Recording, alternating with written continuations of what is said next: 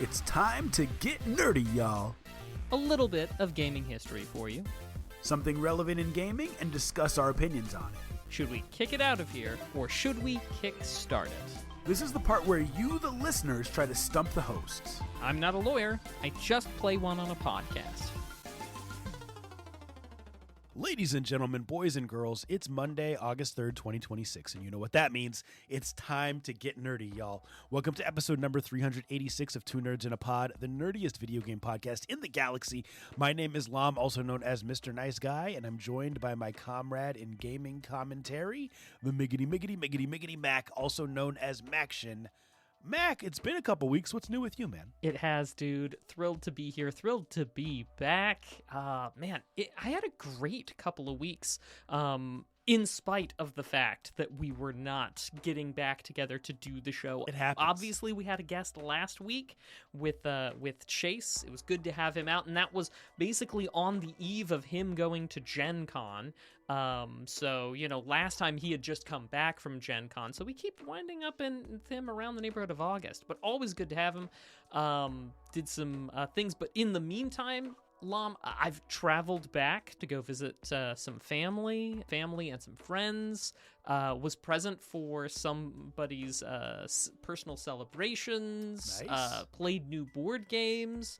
Woke up way too early to catch a flight. All of which against the backdrop of triple degree weather. And I have to be honest, Lam, I'm not built for triple degree weather anymore. Oh, really? Yeah, from a temperature perspective, I have become soft, having lived on the coast where it's 40 degrees floor in the winter, 70 degree, cap in the summer.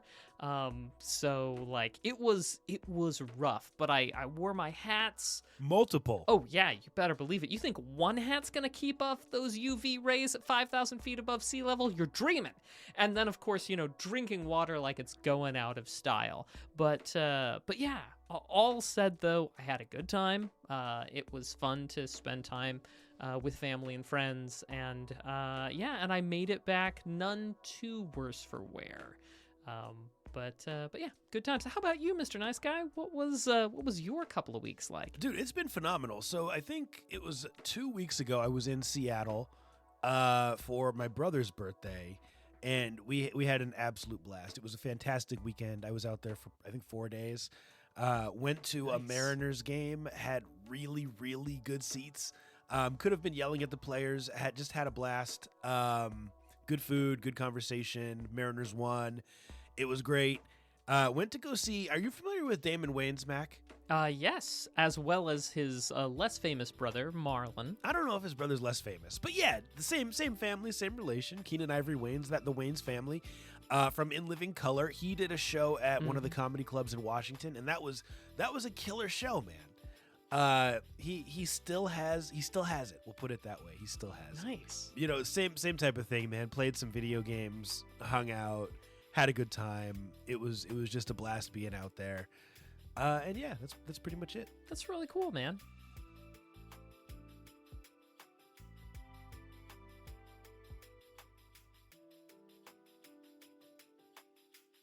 The very bad Dungeons & Dragons film that came out in the year 2000. Yeah. Marlon Wayans was a character in that one. I haven't seen that one. Wasn't The Rock in that one? It's not worth watching. No, The Rock was not in that. I don't think The Rock's been anywhere near. Oh, maybe he was in World of Warcraft. He was in some movie like that. I'll take your word for it. I'll have to look it up. So now neither of us have to watch those movies again or for the first time. But Mac, this is not a movie podcast. This is a video game podcast. And I say we do what we do best and we hop right up in that gaming news, my friend. What do you think about that? Absolutely, dude. I'm so out of the loop, especially this last week. What's new in video gaming? Dude, so much. And let's talk about some of it. Welcome to episode 386 of Two Nerds in a Pod, nerdiest video game podcast in the galaxy. We appreciate you being here live and or after the fact. Mac, for this first thing, I want to talk about two stories at once because they are adjacent to a topic that we've been talking about quite a bit on the podcast around physical media. The first one is on GameSpot.com. And I will just read the article written by Blair Marnell. 3 decades ago, Nintendo discontinued its Virtual Boy console after it failed to catch on. But now, 2 of the unreleased Virtual Boy titles are set to make their debut on the Nintendo Switch Online. Nintendo has announced that D-Hopper and Zero Racers will be available on Nintendo Switch Online plus Expansion Pass on August 4th. D-Hopper was originally known as Dragon Hopper, and it's a fantasy action-adventure game that puts players in control of a prince as he attempts to bring down an evil regime and free his loved ones. I almost said love his free ones. Would have made no sense. Fairies and elemental spirits from their grasp. Zero Racers is a racing game that was inspired by the SNES hit F-Zero. Both games would have been released in 1996 if Nintendo hadn't pulled Virtual Boy from store shelves. So, Mac, to summarize that, we're seeing unreleased games be released.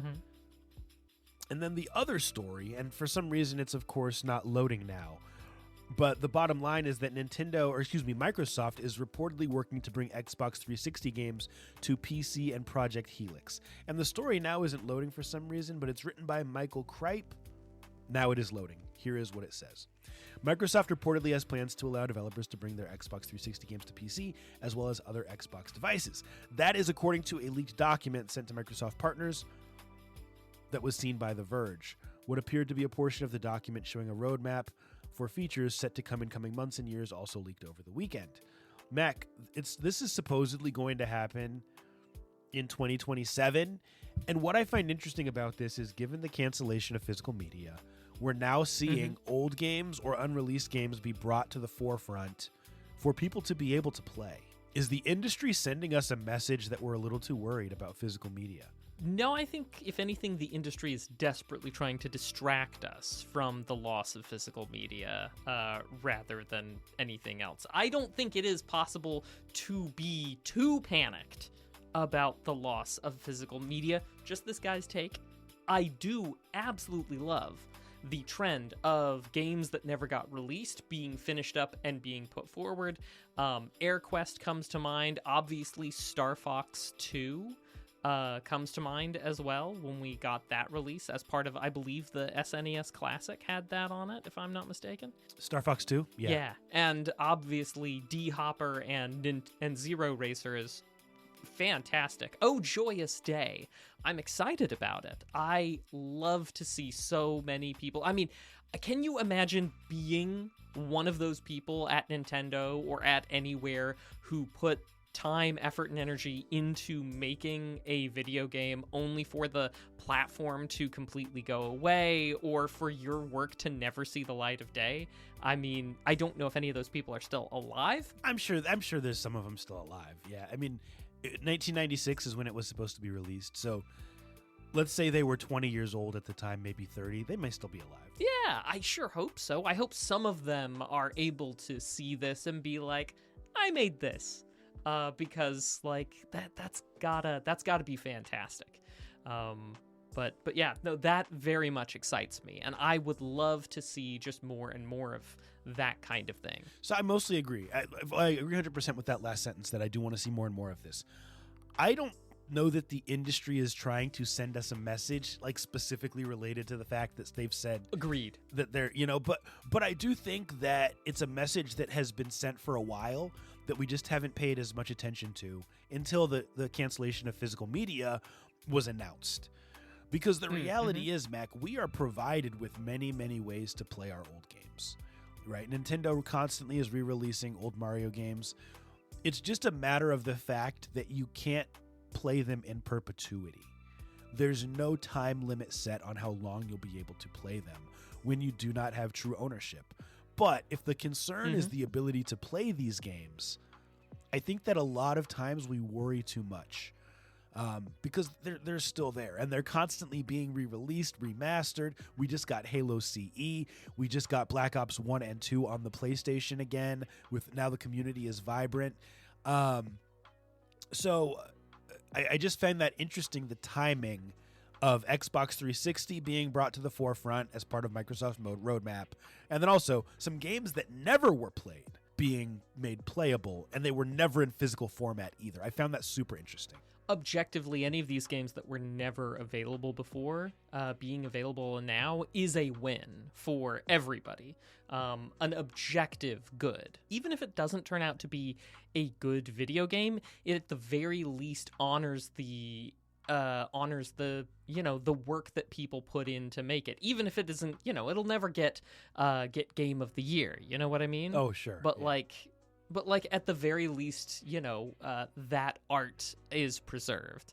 I don't know if we've got the time for it today. We have the time for it, Mac. What do you want to say? Okay. I just want to say that on the subject of the digital ownership generally and the loss of physical, I think the something that I don't think people are necessarily focusing up on enough is the fact that the loss of physical is really going to, number one, completely get rid of any ability you have to buy a secondhand copy of something.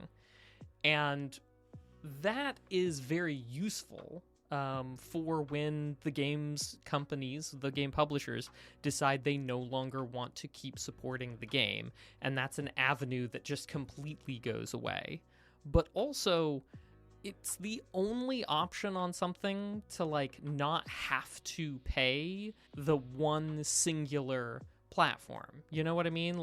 If you want to buy a PlayStation game that's, with no physical anymore, you gotta pay the PlayStation Store and only the PlayStation Store. Sure. Whereas before, if you wanted to, you could pay a brick and mortar place. You could get it other place. You know what I mean? That's very interesting that you say that. And I'm going to disagree with you 50% because yes, it's nice to not have to pay the big evil empire. Your words, not mine. It is not nice that everyone else who worked on that game also does not get paid a second time or a third time or a fourth time when those games are sold again.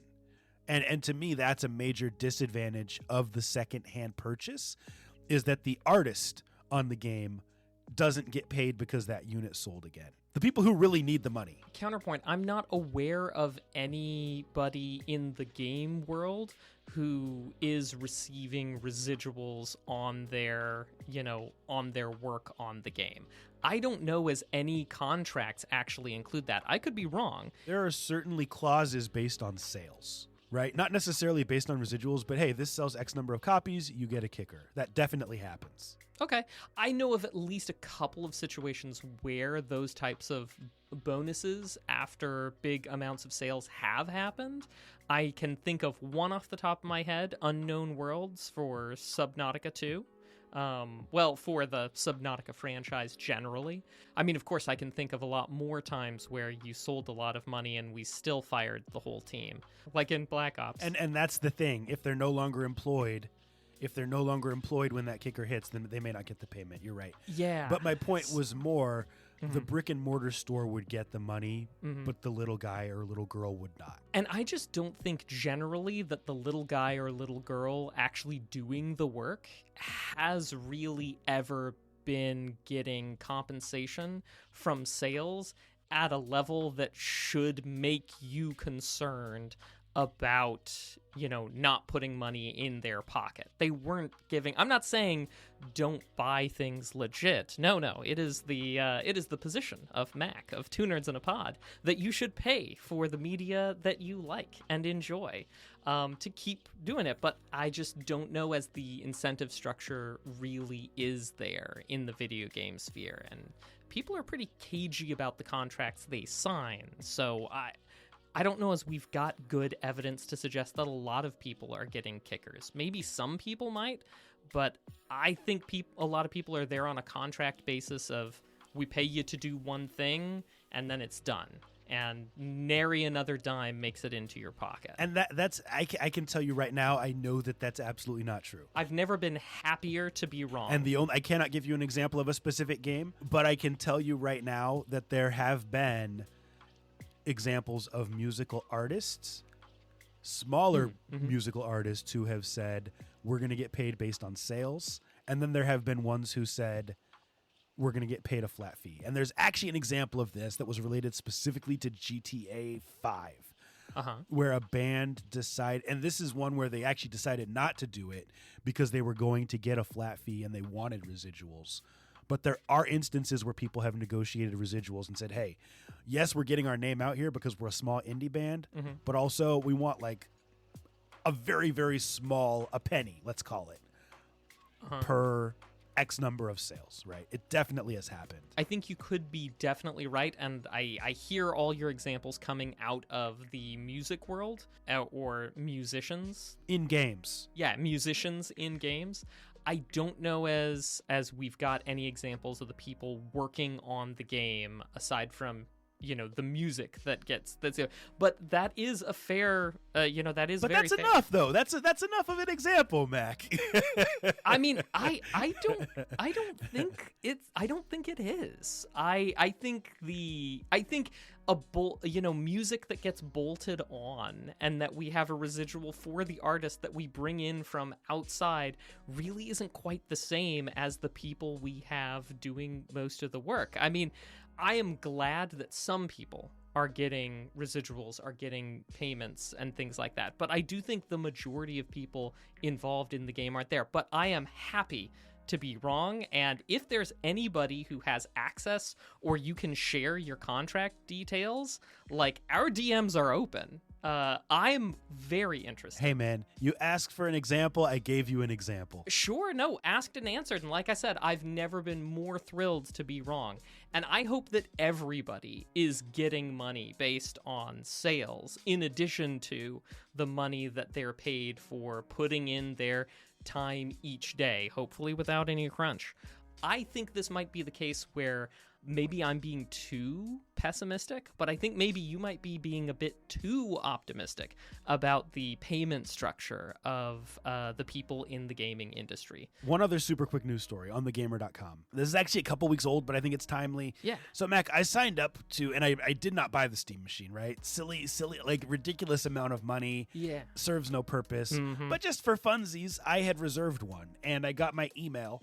Didn't purchase it, but one thing I saw that's interesting is that Steam Deck sales have dropped by quite a bit since the price hike. And here is what James Lucas writes. I have my own theory on why this is. Gaming is already bordering on unaffordable thanks to the cost of living crisis, tariffs, and stagnating wages. While publishers dabble with $80 games, mid-gen price hikes, and expensive subscription services. Now the global memory shortage threatens to pile on the cost even further with $1,000 next-gen consoles. Valve has been hit especially hard by the RAMapocalypse. The Steam machine launched at an eye-watering $1,049, despite being weaker than the base PS5, while the Steam Deck price rose by roughly $300. Expectedly, a $789 to $949 handheld isn't selling nearly as well.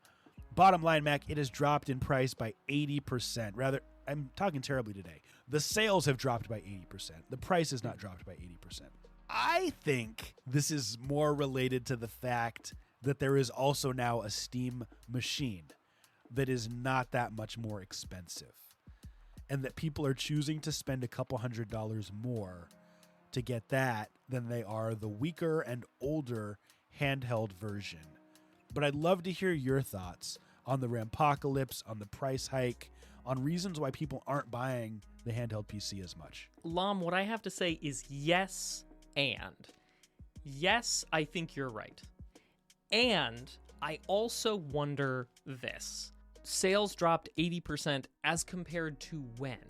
As compared to the height of Steam Deck sales? As compared to just a couple of weeks before the thing? Because I think we need to really level set and think about this fact that a lot of people who wanted a Steam Deck already got a Steam Deck. And a lot of people who have been saving, it's been enough years that that most everybody who might have needed some time to save up and get a Steam Deck probably already got themselves a Steam Deck. And similar things with Steam machines. The same level of purchasing of something is not you can never think of growth as being constant. We would have to have the same exponential growth or constant growth of people in the universe in order to make the same kind of constant growth in sales. We're talking pyramid schemes here. Eventually enough levels and there's nobody who's outside of the pyramid scheme on the planet Earth. So, like, does he elaborate as to the 80% drop since when? Yeah, well, he doesn't say since when, but he says that might not sound bad, but as explained in its napkin math breakdown, games and hardware ranked between number 4 and number 5 make a weekly revenue average of 6 to 10 million, whereas those placed between 10 and 15 make 1.2 to 2.5 million. So he's basically saying that Steam Deck fell out of the top 15 pieces of gaming hardware being sold. So not only has it dropped in revenue, but most popular. He doesn't really give a date, though, which is weird. I think it said something about weekly figures. That is correct. Yeah, so these are weekly figures. Okay. Yeah, to your point. Right. I mean, yeah, and it's also possible that like 80%, you know, I mean, if we were only selling 10 and we only sold 2 the next week, that's 80%. But also, yeah, I mean, to be fair though, 80% is pretty big, and if this is talking week over week, but I can't imagine that the sales of the Steam Deck were all that strong this many years on and this long. You know, that's all I wanted to really say about that. Yeah, that's a fair point. Okay, to your question about RAMpocalypse, I'm again it, Mr. Nice Guy. And I know a few weeks back I mentioned the class action that was getting started against Hynix and Samsung and the like. Companies, you know, the same 5 companies responsible for 99% of RAM made on the planet. Right. They've been caught with their hands in the cookie jar of collusion and price fixing in the 2000s.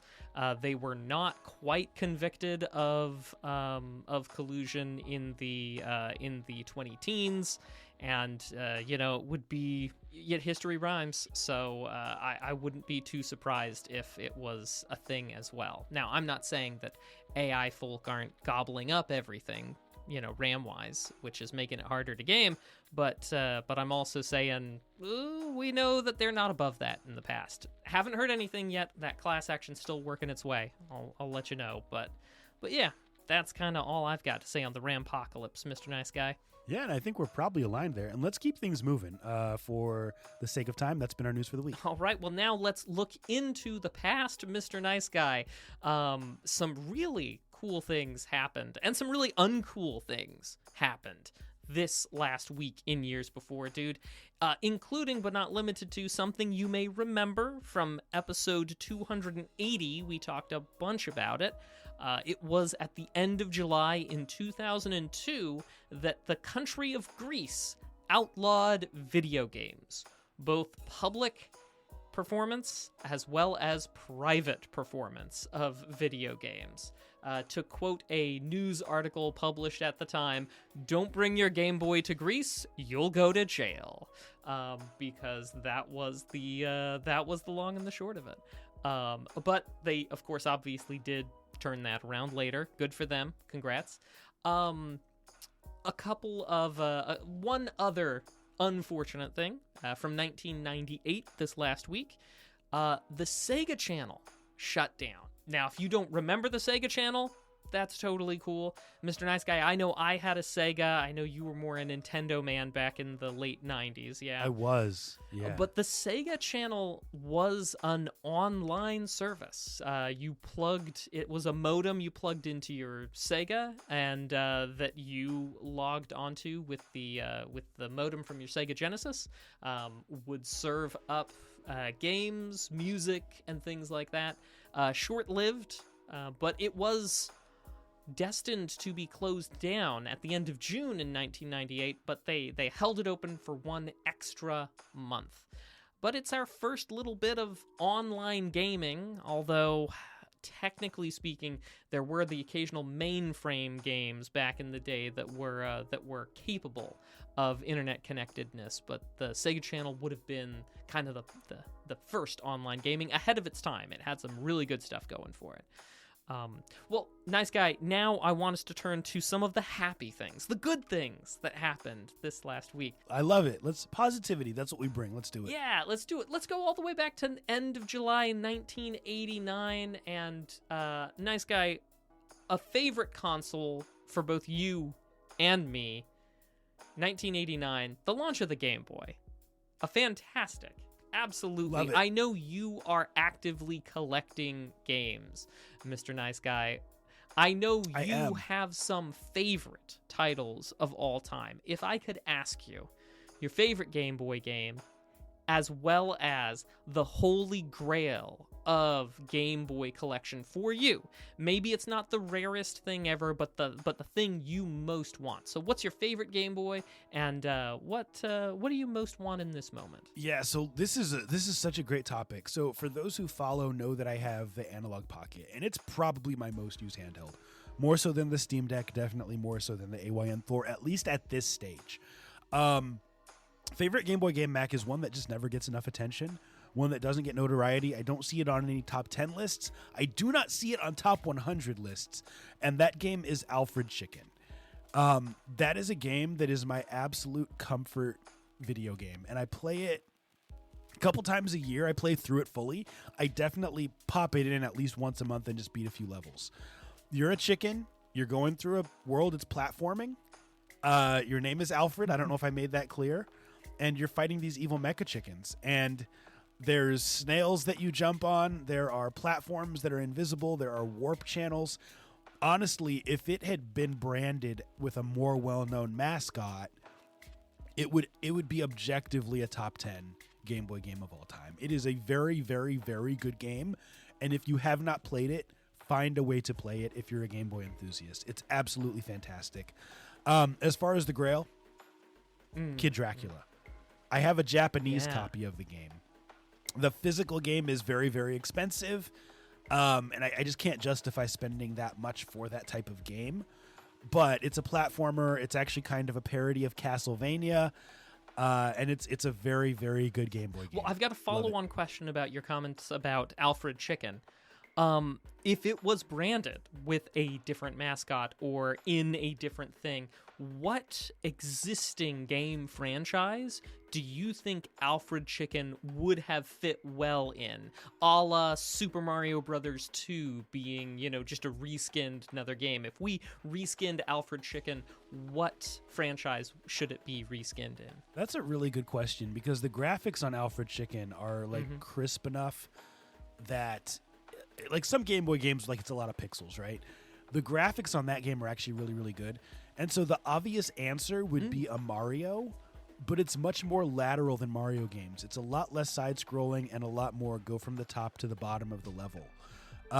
So for that reason, I think I'd probably have to go with, like, a Donkey Kong, right? You're scaling the level more so than moving side to side. It is within the canonized universe for us to have good old Jumpman Mario in a Donkey Kong. So maybe we can have our cake and eat it too there, Mr. Nice. Yeah, play Alfred Chicken, y'all. It's great. Yes. The Game Boy version, the definitive version, in my opinion. Well, one last really cool thing that happened this last week always deserves a shout out, even though it didn't happen that long ago, and that is the release today of Baldur's Gate 3 for modern systems. Love it. The 3 years that it's been out, I have managed to play and beat it about 3 times.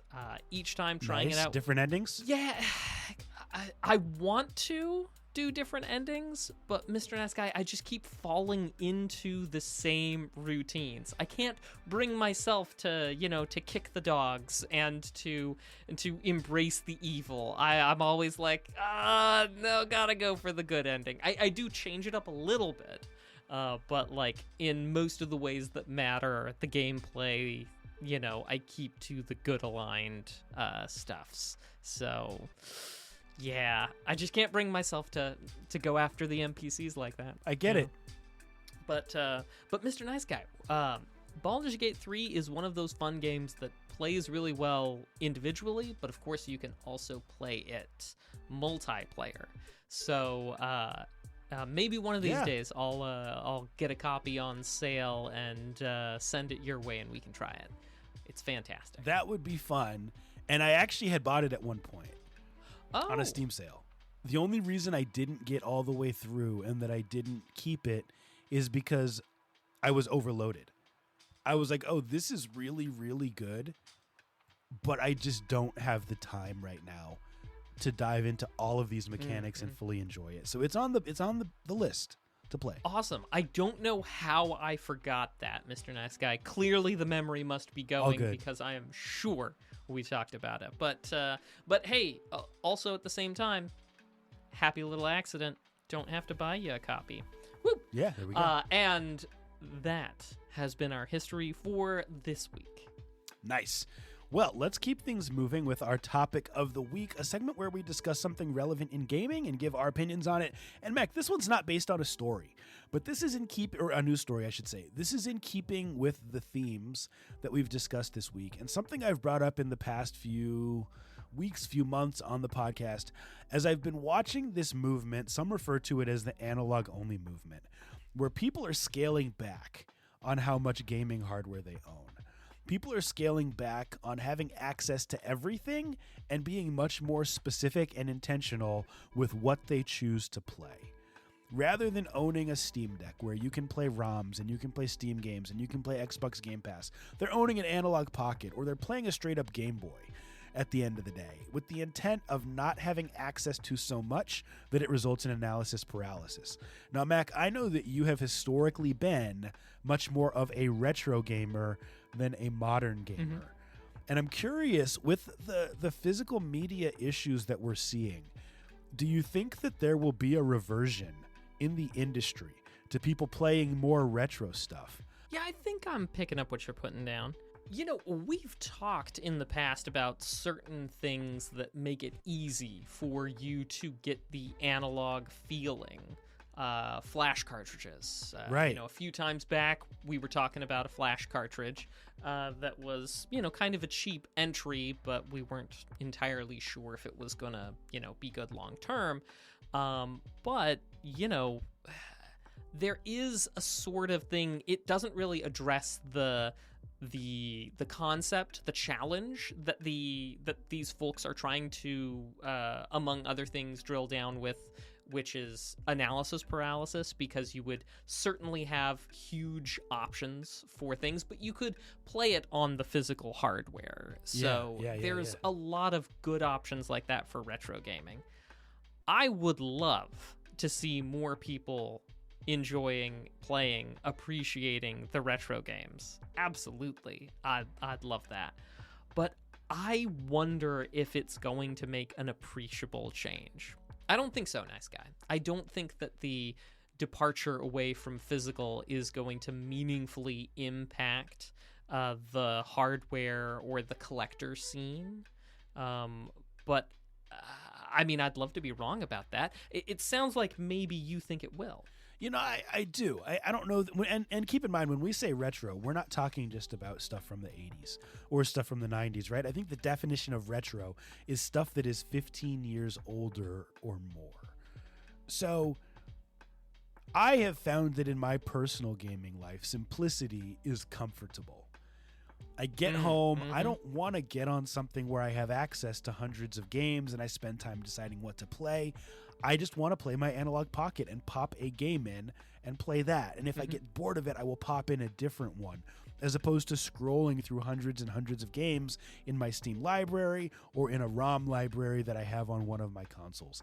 In fact, I'm thinking about selling my AYN Thor because I really don't need the ability to play everything like that, right? And I have a Steam Deck, right? Mac, I've moved from wanting to be able to have a lot of games to wanting to be able to play the games that I have in the best way possible. And I think that as the physical media goes away, I think that we're going to see more and more of that. I think that people who have collections will stop purchasing as much new stuff digitally, and they will just continue to play the comfort games that they already have and that they can enjoy. So, Nice Guy, I'm very interested in drilling down on that, because there are those who describe this move away from physical, this move to digital only, as being a cost-saving measure. Oh, sure. On the part of, you know, PlayStation, on the part of, you know, whomever. And you think that this shift to digital only is going to encourage people to stay with the old things, go the analog only movement. People of a certain age, yeah. Let's say you're 100% right. Do you think this has the potential to overall make it so that they are making less money because more people, even though they're saving 30%, they've lost 30 or more % of their dedicated base looking backward? I think it does result in a loss of revenue. And I think the reason why isn't just because people are mad about digital. They're mad about having to pay $1,000 for a console, right? I mean, I get inflation, but post-COVID and, with the RAMagedon and all that, like, it's just a lot harder to get in at the entry level to a home console than it was last gen and the gen before. And so I think that's number one. But when you combine it with the fact that people won't own their games and someone can hack your profile, it's just, there's so many problems that exist there. One thing I'll add to what you said, though, you said that you think part of it's cost cutting. I think that part of it's control. I think that game companies want some more control over the stuff that they're putting out, and that's part of why they're going only digital. It's like you said, now if you want to buy that game, where do you buy it? On the Sony store, on the Xbox store. You're not able to go buy it secondhand, and so I think control is a big factor. Agree with you. Also, I want to highlight, Mr. Nice Guy, that everybody's calling it RAMpocalypse. I don't know if you thought this through before you said it, but you said... did I just brand that? You said RAMagedon? And that is so much better than RAMpocalypse. I appreciate it. Way better. I don't know who needs to hear this, but we are officially shifting the thing. It's no longer RAMagedon, it's no longer RAMpocalypse, it's now RAMagedon. See, it's so good, I thought it deserved first billing in my brain, and so it is. Thank you. But yeah, dude, I agree with you. I think it is about control. I think the cost saving is to a small extent. And I think you're even more right than I think even about it being a control measure, just because of how frequently in the past these game companies have argued in court or otherwise that being able to resale a video game is something that should not be allowed. And they've tried to legally close off the ability for secondhand markets in so many ways. So I think you're even more right that control is a huge factor in the decision-making process there. Yeah, we're running super long today. Super quick comment, though, from the chat, from our man G. G writes, people will not go to PC. A GPU costs the same as a PS5, and then there's the CPU, RAM, SSD, a case, cooling and power unit, a Windows license, etc. The notion that PC gaming is an economical alternative to consoles is comical. That's like telling people to buy a Mercedes if the Honda's too expensive. That's not what I was suggesting at all. I was not suggesting people go to PC. I think that people continue to play on the hardware that they have, right? And for those who would say multiplayer, what about that? Retro is anything 15 years or older, like we said. Fortnite will still be played. Old Call of Duties will still be played. Halo will still be played. There will still be multiplayer communities out there. Apex Legends, all that stuff. Well, and also to your thing, we've had the technology for ages to do multiplayer things that did not involve servers. Diablo, Warcraft 2, anything around the turn of the century, we were able to do multiplayer without having to run it through the game company, and it's only in the early 2010s that people pretended like it was impossible since then. So like, I mean, yeah, in the retro gaming, you can still do the online stuff with a lot of them. My biggest fear, Mac, and this is what I'll end on, and then you can end on whatever comment you want, is that this digital stuff spreads beyond the gaming industry and goes further into... You mean what? Into tractors? Into vehicles? Into heated seat subscriptions in your car? It's ridiculous, right? Into full self-driving subscriptions that are $100 a month. Not just into stuff like that, but into stuff like card collecting. I mean, we have games like Hearthstone. Magic the Gathering can be played online. But what if they said no more physical Magic the Gathering cards, no more physical Pokemon cards? It's all digital now. You open packs online, and it's microtransaction, and that's how you do it. That would be very, very sad. That's my thoughts on this whole thing. Mac, what else do you want to say? let's not forget that the unglued set for Magic is woefully crazy powered. We'll just make sure to patch that so that you don't have those old broken cards anymore. Right. Terrifying, Mr. Nice Guy. Well, why don't we turn then to a crowdfunding project trying to get off the ground, something that maybe might give us some cause for excitement. I've dropped a link in the chat to this game called Tabula.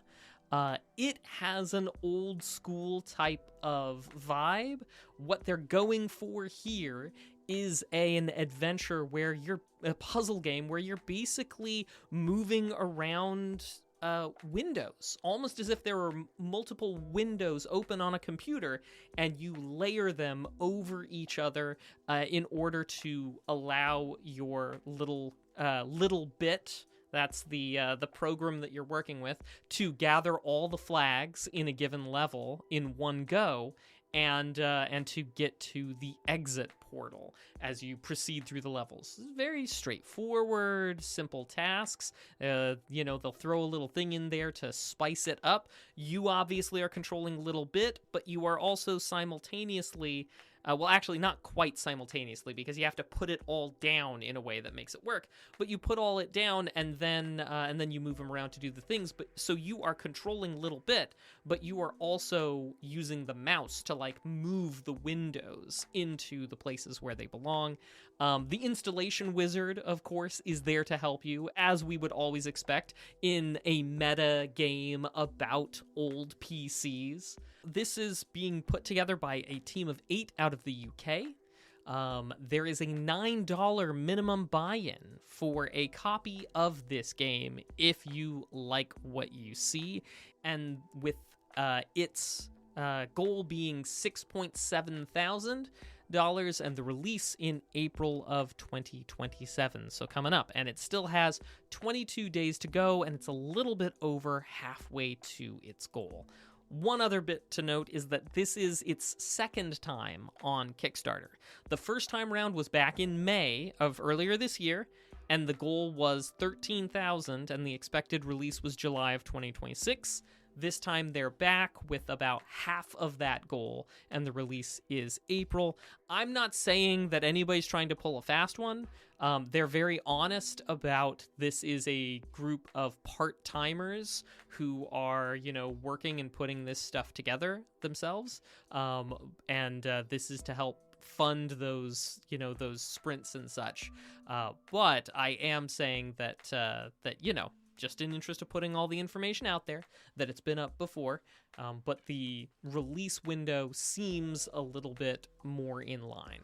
So anyway, Mr. Nice Guy, you've had a chance to take a look. What you thinking? One of the things that we often talk about, at least that I do, is that there aren't enough original ideas on Kickstarter. Right? Everything is derivative. It's a roguelite, or maybe it's a roguelite and you're holding a gun. So it's kind of like a first-person shooter roguelite. Yeah, that's how first-person shooters work. Exactly, right? You die and you come back to life, and you keep all your stuff, or lose some of it. But anyway, yeah, point being, there's just not a lot of original ideas out there, and I think that this, Mac, is an original idea, right? It kind of has that nostalgia of like a Windows browser game, but also it has the modern sensibility of, I can't even really put it into words. This is really, really a cool idea that I'm very, very impressed with. And I think that this is something that we need more of. It's super interesting that so many of the unique ideas come in the puzzle space, right? There was that game that we reviewed a few years ago where you were flipping. Was it a Ranger? Yes, a Ranger. Yeah, you read my mind. And that was like a super unique idea. You have to progress through the world by flipping stuff over. And this is the same thing. You have to progress through the world by solving puzzles and moving the windows. So this is cool, and I like it. What you said about pricing is very frustrating. $9 is great. I think it's worth $9 from looking at it. But the idea of saying, hey, we're going to charge $13,000. We need to raise $13,000, and this will be out in June. And then say, you know what? Actually, we only need half of that, but it's going to be a year longer, is just not realistic unless everyone's taking a pay cut or working for free. So that's the only thing that worries me. Yeah. I mean, I think a lot of times when we see a Kickstarter that doesn't make its goal but then comes back with a lower goal, It's usually my impression that that is trying to take advantage of the sort of momentum. People are a lot more willing to for whatever reason, to back a project once it has met its minimum.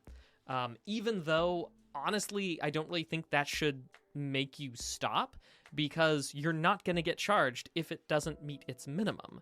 But if it did meet its minimum, you are 100% going to be charged. So, like, from just a design perspective, or at least from a human nature perspective, it's like, what do you lose by backing something that you like? You lose nothing as compared to waiting until it's made the goal. It's just something I don't understand. Anyway, nice guy. One thing I do understand, though, is that this game has a playable demo, and I have tried it. It's enjoyable. It's fun. There is like a computer virus that is the antagonist of this game, because it's sort of computery. And honestly, I'm not a big fan of the specific implementation of the computer virus, but different strokes. I think overall, though, it is very fun. I enjoy the puzzles. It's cozy. It's nice. Absolutely backing this myself. Price is right, and hope it's kick-started, because I certainly want it kick-started. I think this should be kick-started too, and it's always awesome when you see something that should be kickstarted and it hasn't reached the goal yet, right? Mm-hmm. Your kickstart will help it actually be made. So this is great. Kickstart. Mm-hmm. We wish them the best of luck, and check out Tabula. Look at it on Kickstarter. Try out the demo on Steam, and if it's for you, you know what to do. Awesome. Well, now it's time for a segment called Nerd Flex. Woohoo! A segment where you, the viewers, try to stump the host. Sometimes you do, sometimes you don't. Mac, I think people know how this works at this point. If you're here live, put a question in the chat if you want. We'll use nothing but our noggins to try to answer it. In the meantime, we're going to go straight to the test bank for 3 randomly generated questions from the library. Mac, here's question number 1. This is a good one.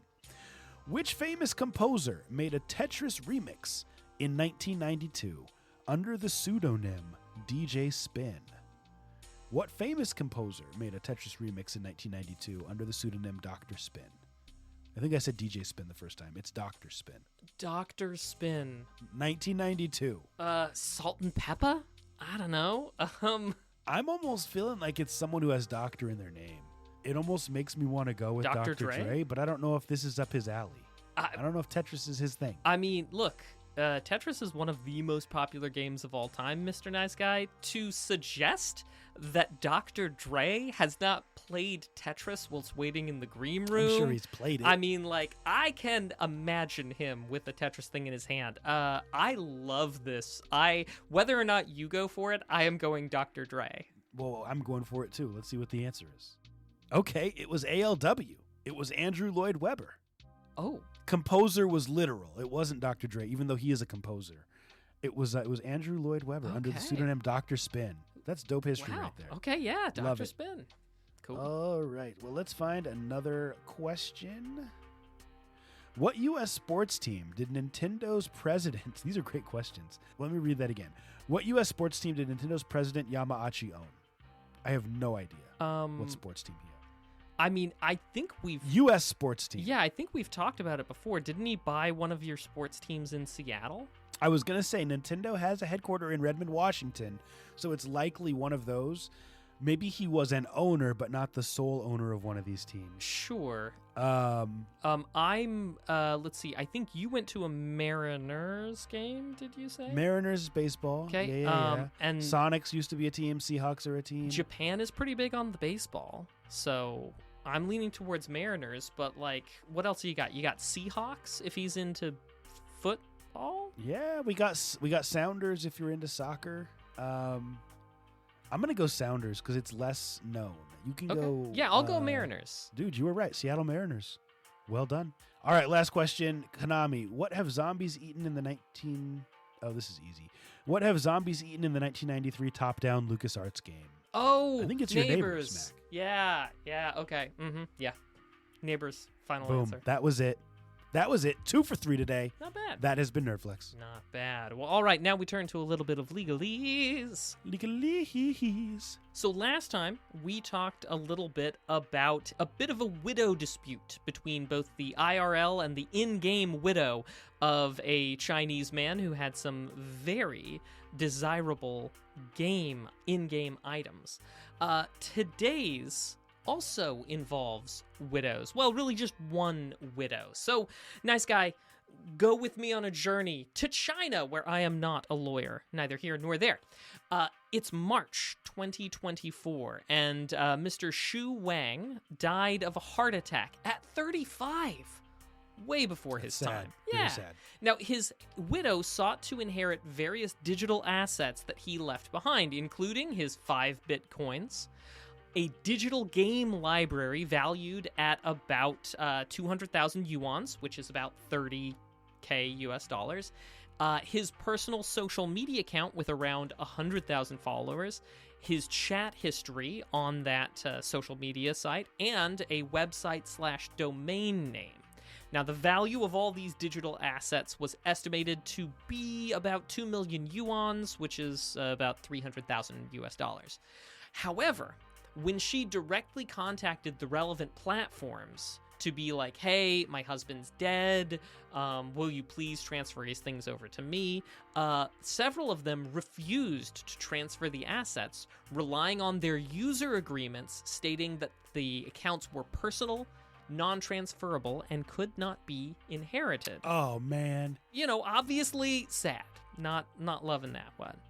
In August 2024, so few months later, she asks the courts in China to find that she could, in fact, inherit these things, even if the terms of service said otherwise. So, the court takes up the case. Their analysis was that these things, they were assets with identifiable economic value and represented financial interests. And these financial interests, cryptocurrency, game accounts, monetized online accounts, these things, easy. They can form the part of a deceased estate. However, they did draw a sort of line about inheritable property interests versus purely personal interests, holding that the assets of, say, like a personal interest, like a private chat record, is more something similar to a person's identity and really shouldn't be inherited, as they are something that is, you know, your thing only. Maybe if you've got some spicy chats that you don't want other people to know about, maybe this is good news in China. I don't know.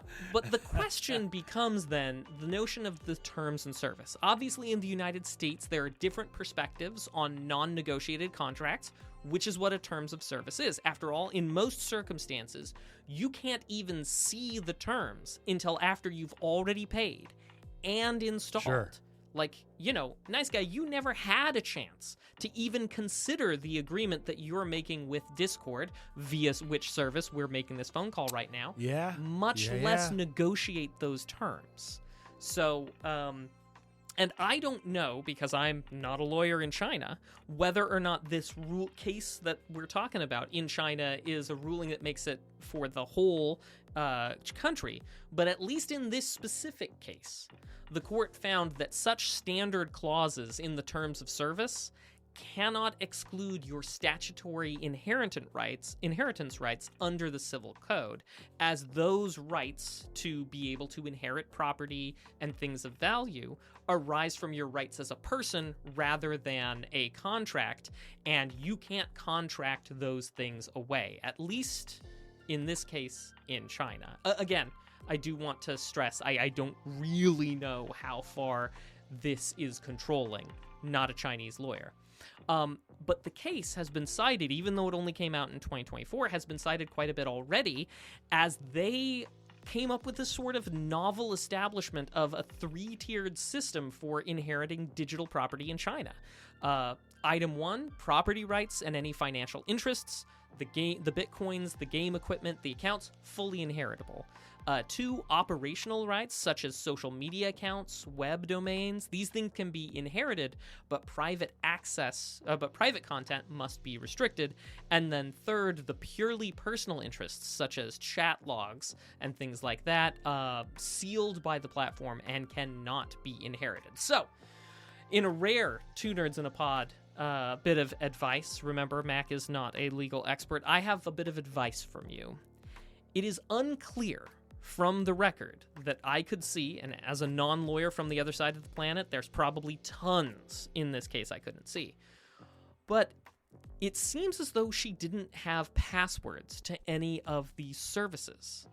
That kind of situation could have made the inheritance battle a non-issue if she already had the accounts.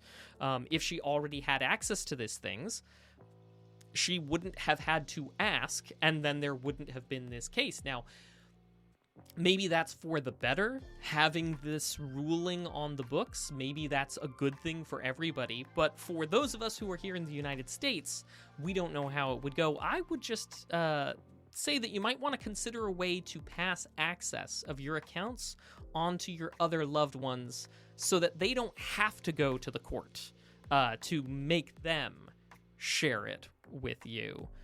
I'm not a lawyer, but that is legalese? That's super interesting. That is super interesting. Whether your account is personal or you're a public figure, that's super interesting. Mm-hmm. Well, Mac, that has been our show. Thank you, everyone, for tuning into episode 386 of Two Nerds in a Pod. We're coming up on 400 episodes, Mac. What are we doing for 400? Yeah. We'll talk about it. Oh my gosh. Yeah, we got to figure something out. Well, before we go, let's talk quickly about what we've been watching and what we've been playing. Y'all know how this works. If you're here live, let us know in the chat. We're always looking for more nerdy stuff. Mac, what you been into across all platforms lately? Man, something distinctly non-digital. I've been learning ASL for the last few months. And Nice. I don't think I'm getting very good at it, but I am having a fun time learning. And I'd encourage everybody to take up something like that. As for watching stuff, I've been I watched Citizen Kane on the plane ride. It's fine. I don't really see what the hype was all about, but you know, it was fine. I did, however, watch Avatar Aang, the brand new Avatar movie that came out. I really liked it. However, I did wish that the rest of the gang had a little bit larger of a role in it. But I suppose we were promised Avatar Aang. We definitely got Avatar Aang. And then I've also been watching Ted Lasso. Okay, yeah. As for playing, I haven't been playing all that much. Obviously, I've been playing Tabula because we were going to talk about it today. And as for other video games, I've been really behind. So just a little bit of Valheim with a friend of mine. And Nice. That's pretty much all I've got. What about you, dude? What have you been into? So, Analog Pocket is really my go-to. Nice. I've been playing some Castlevania Adventure. I finally finished that game. Great game. It's only 4 levels. Those old games were hard, Mac. They weren't messing around, but I had a blast playing through that. Finished reading this weekend Morningstar, which is the 3rd book in the Red Rising franchise. The end of the first trilogy. There are 3 more. I own number 4, but I've taken a break from that IP, if you will, to go back into the Cosmere, and I'm reading The Well of Ascension by Brandon Sanderson. I never quite finished that, so I'm back into that. As far as watching, I also saw this past Friday the brand new Spider-Man movie. And I will say nothing. Okay. Other than it was great. I hate when I tell people, or when people tell me they saw a movie, and I say, oh yeah, I'm planning on seeing that, and they proceed to tell me about it. So tell me nothing. Here's just my official position, right, is that if it's been less than 3 years, 5 years, you're a bad person if you spoil something. That's on you. After that point in time, you need to ask somebody not to spoil it. But before then, there's a full-on embargo. You don't say jack. And we can debate about where that window should be. Maybe 5 years, 3 years is too much. But my gosh, more than a week, for goodness sakes. Anyway, Mr. Nice Guy, thank you for being a good digital citizen. Yeah, you gonna see that one, Mac? I am going to see it. I've watched all of the Spider-Mans, and I'm not going to stop now. Super quick before we go, rank the Spider-Man actors. Ready, go. So hard. It's tough because all of the Spider-Man actors have been pretty darn good in their own ways. I found that Garfield was so much more jovial in his portrayal of Spider-Man, and I really, really liked that. Obviously, Maguire has a special place, but he was far too serious. And those times when he was trying to be funny, it just really fell flat for me. And I think that Holland is right sort of in the middle. Garfield, Holland, and Maguire. Interesting. I have never heard Garfield first. Really? Interesting. Yeah. Okay. I mean, He didn't get as long of a run. he definitely didn't, but like the things that I really identify as being what makes Spider-Man so different is his sense of humor and the way that he approaches the world. That's true. And the city of New York. And I don't know, I just felt like Garfield felt like a fun, joking New Yorker. As in a way that, Maguire never did. And I mean, obviously Holland's doing great work. But also I don't know, I'm gonna watch him, but yeah, really like Garfield. I told my kids I think that Holland may have passed Maguire. Okay. Either way, it's Holland or Maguire number 1 or number 2, depending on how I'm feeling, in Garfield number 3. Mac, why don't you take us home, sir? Thanks, everybody, for coming out to the show, for helping make episode 386 what it was. 386, just like my favorite computer. Thanks for being here and being a part of it. And remember, you can tune in most Mondays at twitch.tv/TwoNerdsInAPod. Catch the live show. Give us your comments. Sound off in the comments section. Go ahead and try and stump us with your own nerdy trivia that you bring on the day. And remember, until we see you next time, just be excellent to each other and keep it nerdy. Deuces. See ya. Bye.